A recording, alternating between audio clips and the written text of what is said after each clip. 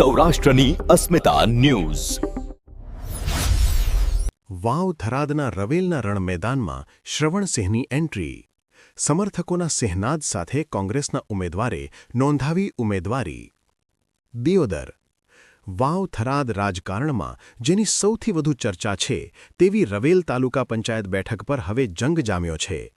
કોંગ્રેસના દિગ્ગજ અને લોકપ્રિય ચહેરો એવા શ્રવણસિંહ વાઘેલાએ આજે કેસરિયા અને સફેદ સાફાધારી સમર્થકોના ઘોડાપૂર વચ્ચે વિજયના વિશ્વાસ સાથે ફોર્મ ભર્યું હતું. રવેલ બેઠક પર શ્રવણસિંહ વાઘેલાએ જે રીતે શક્તિ પ્રદર્શન કર્યું છે તેણે વિરોધી છાવણીમાં દોડધામ મચાવી દીધી છે. પૂર્વ સરપંચ તરીકેના તેમના કાર્યકાળ અને લોકો સાથેના સીધા જોડાણને કારણે તેમને 18 આલમનો સાથ મળી રહ્યો હોય તેવું દેખાઈ રહ્યું છે. ફોર્મ ભરવા સમયે ઉમટેલી મેદનીએ સાબિત કર્યું કે રવેલના રાજકારણમાં શ્રવણસિંહ મજબૂત ખેલાડી છે.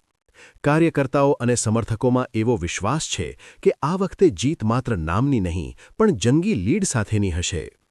પૂર્વ સરપંચ તરીકેનો બહોળો અનુભવ અને લોકપ્રિયતા શ્રવણસિંહને હોટ ફેવરેટ બનાવી રહ્યા છે. રાજકીય વર્તુળોમાં ચર્ચા છે કે જો રવેલ બેઠક પર આ જ પ્રકારનો માહોલ રહ્યો તો શ્રવણસિંહ વાઘેલા આસાનીથી બાજી મારી જશે. સમર્થકોએ અત્યારથી જ શ્રવણસિંહની જીત નક્કી છે તેવા નારા સાથે ગામડાઓ ગજવવાનું શરૂ કરી દીધું છે. રવેલની જનતાનો પ્રેમ અને પૂર્વ સરપંચ તરીકેનો મારો સેવાભાવ આ વખતે કોંગ્રેસને ભવ્ય વિજય અપાવશે. શ્રવણસિંહ વાઘેલા. હવે જોવાનું એ રહેશે કે આ જનસૈલાબ મતદાનના દિવસે પેટીમાં કેટલા મતો વરસાવે છે.